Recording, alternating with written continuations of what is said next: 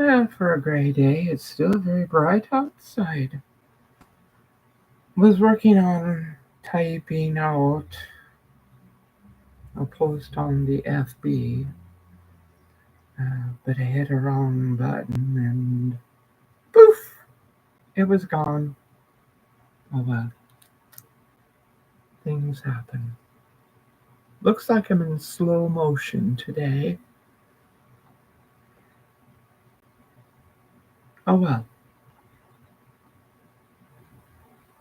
What I was working on was permaculture for a community.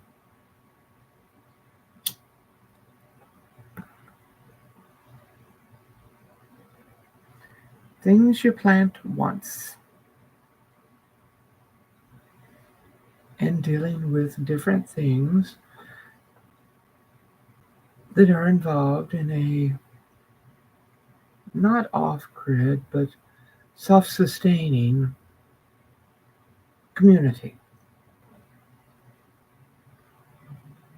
One of the things is dealing with dark water waste. And the gray water is easy. You do a filtration system underneath your gardens. You don't have to worry about things. Although people would have to not use caustic substances in drains and such. There's very easy ones to use. Uh, Baking soda, vinegar, um, even, what is that, 20-multine borax.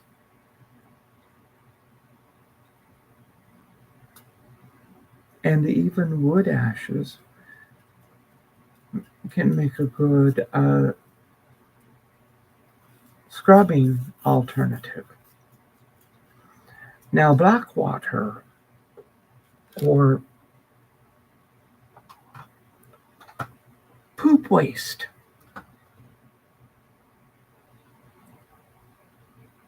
People go, well, what do you do with that? It would be so stinky. Well, there are trees that would enjoy being planted on, in, or near that would greatly appreciate it. One of them is the bald cypress.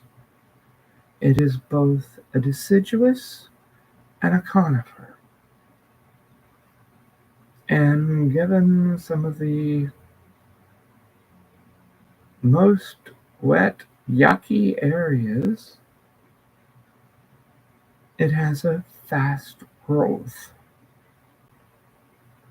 and also very durable, decay-resistant timber, plus enjoying the beauty of having its evergreen during warm months, and then they're like silent um, they're like silent ghost, much like the sycamore tree. Um, so a long-term hardwood lumber. Um, Another thing that can be planted, I do not like this being slow motion, is the nut trees. Their absorption of dark waters does not affect the nut. So hazelnuts would be a quick growing nut plant. Then there's, just for the beauty and the usage of things we pop out of this, horsetail bulrushes iris. I believe the Dutch iris are the ones that enjoy those conditions the most. Cattails.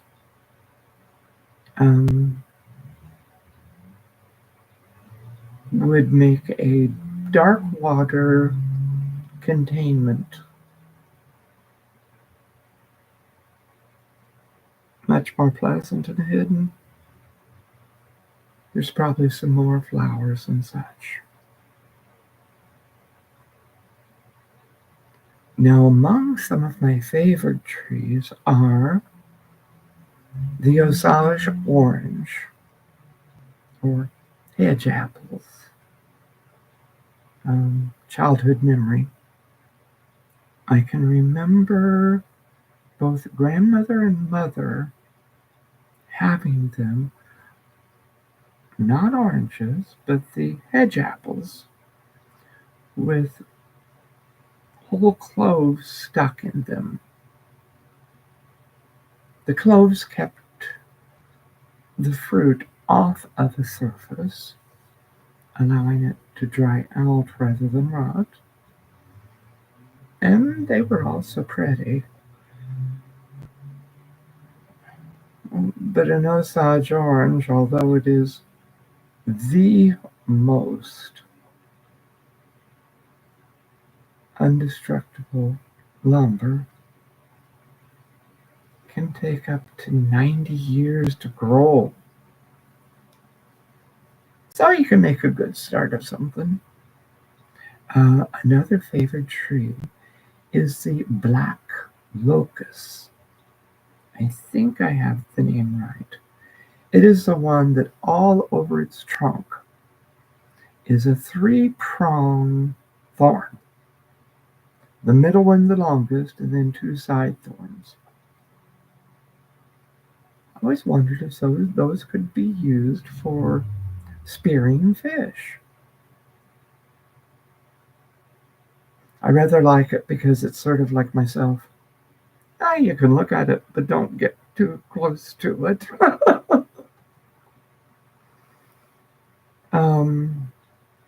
Other trees, butternut, the burr oak. Yeah, lumber, acorns. I love the caps that they have.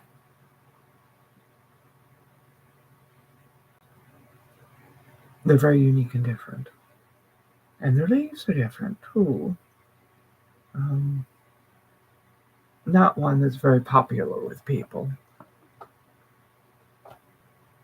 Oh well, maybe that's where I like to grow. Hickory. It's a lot of nut to have to beat through for the small amount of meat that's inside the nut. Although it's a good lumber wood.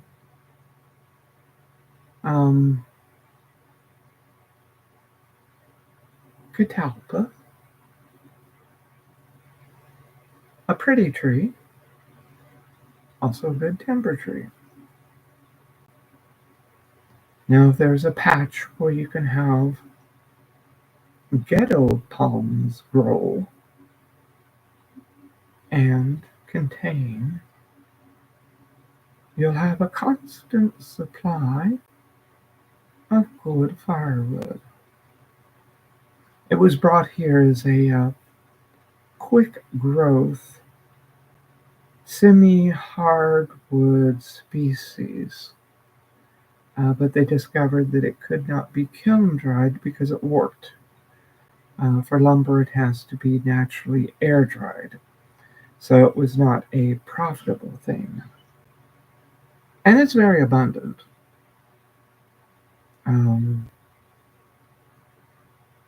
And if cut down to within 2 feet of the ground, when it's about 4 inches across, and allowed to dry in a wood pile, It burns slow and produces a good heat. The catalpa is a beautiful tree. Um, I think that's why I like it.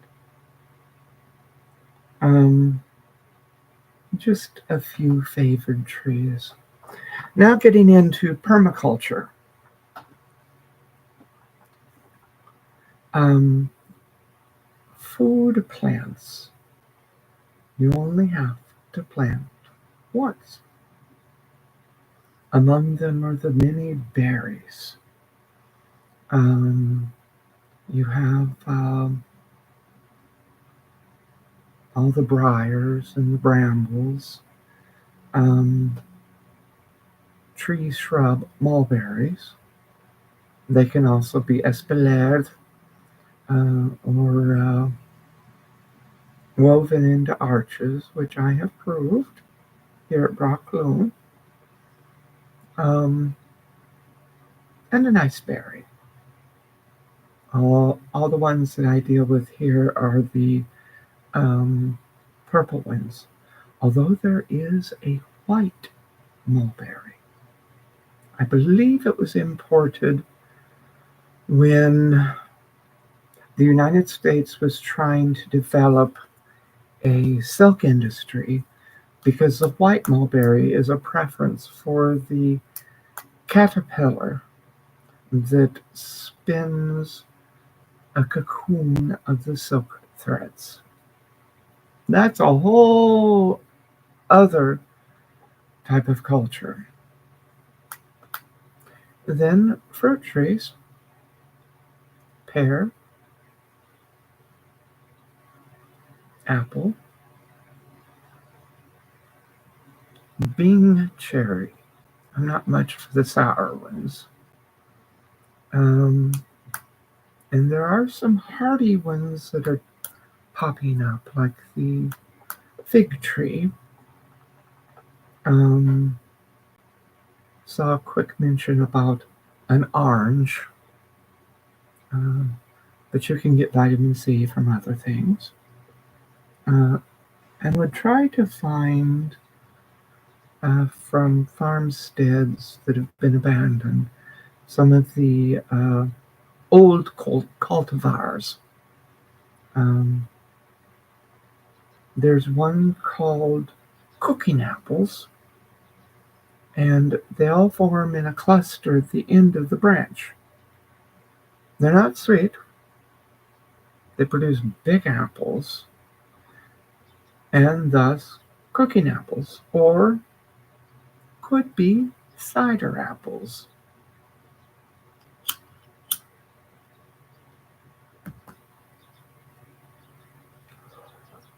One of the most common grapevines that have fallen out of favor are the Concord grape, the ones with seeds. They're very hardy and they produce well. Um, Good for consumption. You can spit seeds just like watermelons, children, um, and can be trained in very many different ways to shade a southern porch. Um, the best is for them to be, if you're going to have them next to a house, would be to have like a hog pens shaped in an arch attached to the house so that the clusters hang down. Easy pickings. Well, that's one way to put it. So, grapes are multi-use.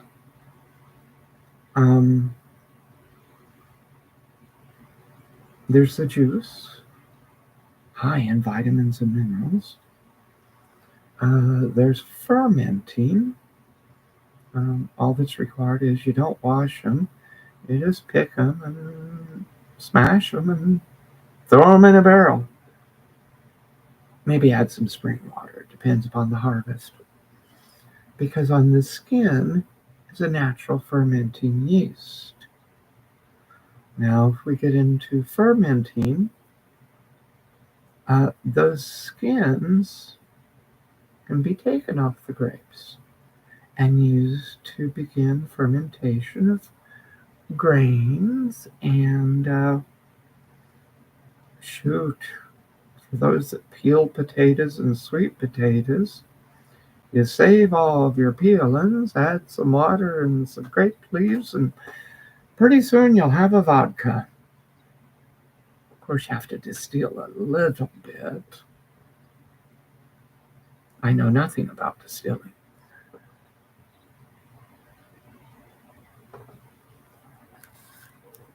Then a much beloved or hated vegetable, asparagus,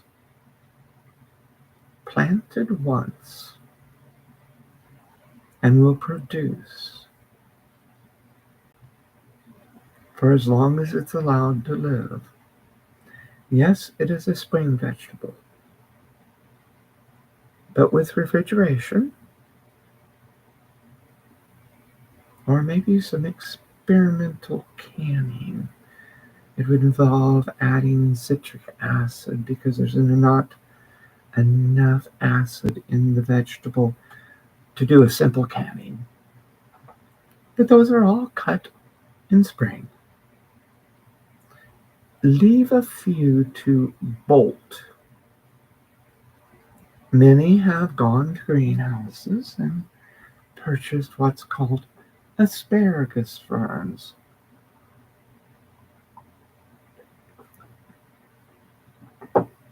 Asparagus ferns are bolted asparagus sprouts. You allow a few to bolt or turn into the fern, so it can replicate more. And soon you'll have a huge asparagus bed.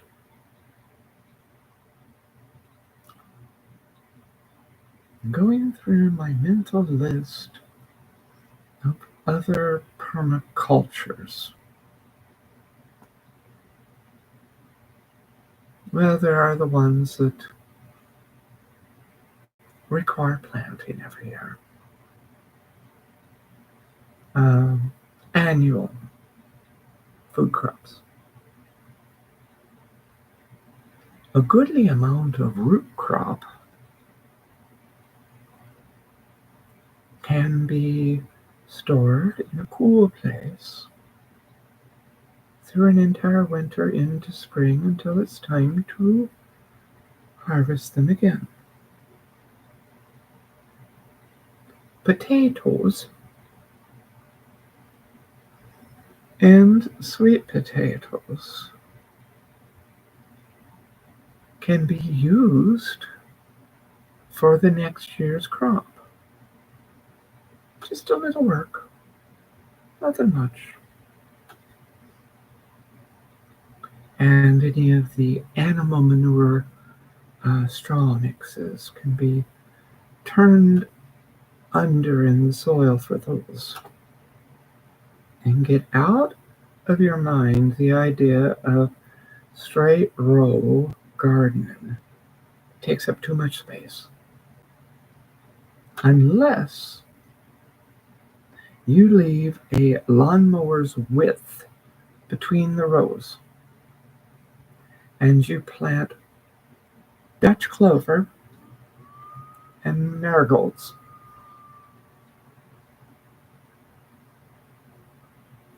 Dutch clover is a nitrogen fixer. Marigolds are a natural bug repellent as well as pretty. All you have to do is tend to the vegetable plants and,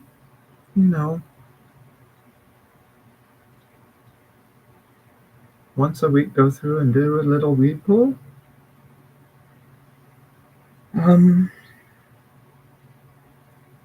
Vegetables. what produces well is different from area to area. Some people prefer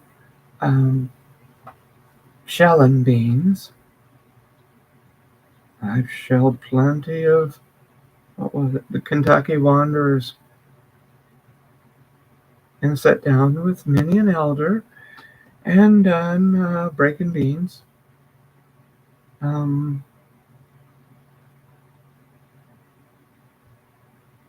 Well, the shellies can be dry stored, which are good.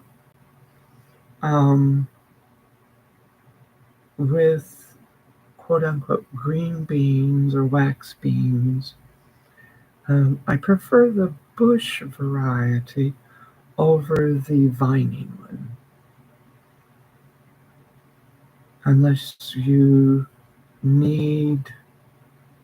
underplanting, then you can angle trellis them.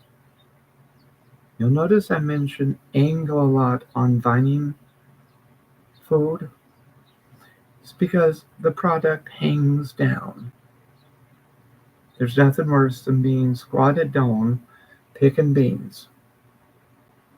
Under them, you can plant watermelon, cantaloupe, honeydew, all the different kinds. Also, you can do the three sister that way,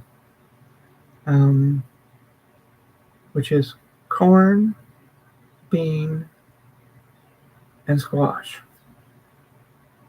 Some squashes can be overwintered in a cool cellar too. There was one my Grandpa Brown accidentally had a crossover in his gardening. It was the butternut and the crookshaw. And they cross-pollinated and created a crookshaw with a butternut flesh. I think he sent that idea to Garney's and they still have the seeds. But anyway, gardening does not have to be a hard thing. One of my favorite decorative trees, the mimosa, also is a nitrogen fixer because it is a legume tree, just like the Kentucky coffee bean tree. If it looks like it produces a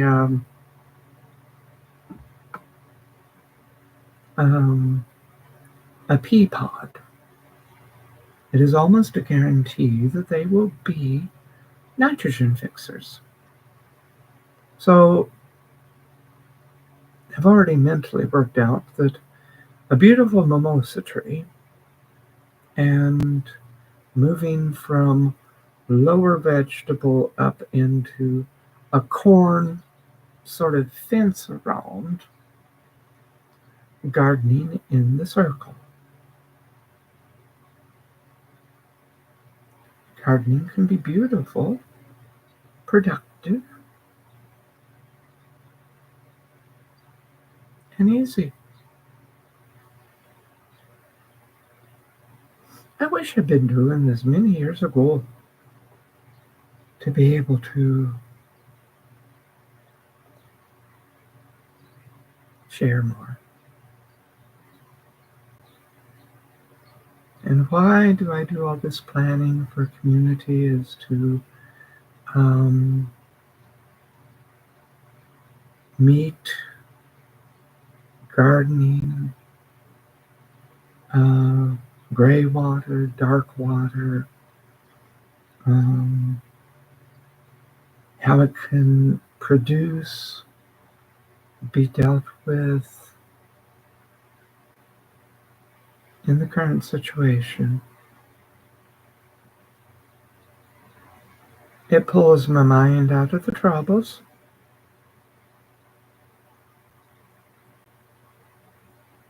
keeps my brain active, allows me to share, and I will say, my favorite chickens are the dark Cornish and Americana Anarukians. I think a cross between those two would be lovely. The dark Cornish are black feathered. And they have a rose comb, and they get to be the size of small turkeys. They're a dual meat egg bird, and a mix with the Americana Anarukians. Then I might have dark colored poultry laying Easter egg color eggs.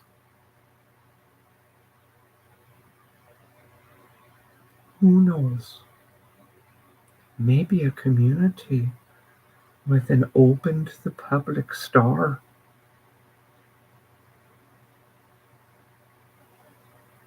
Oh well. I'm going to leave it there. It's what I wanted to write out. I want everyone to know you are important. No matter what you do, there's a reason for it. Be kind to yourself. Find your support community.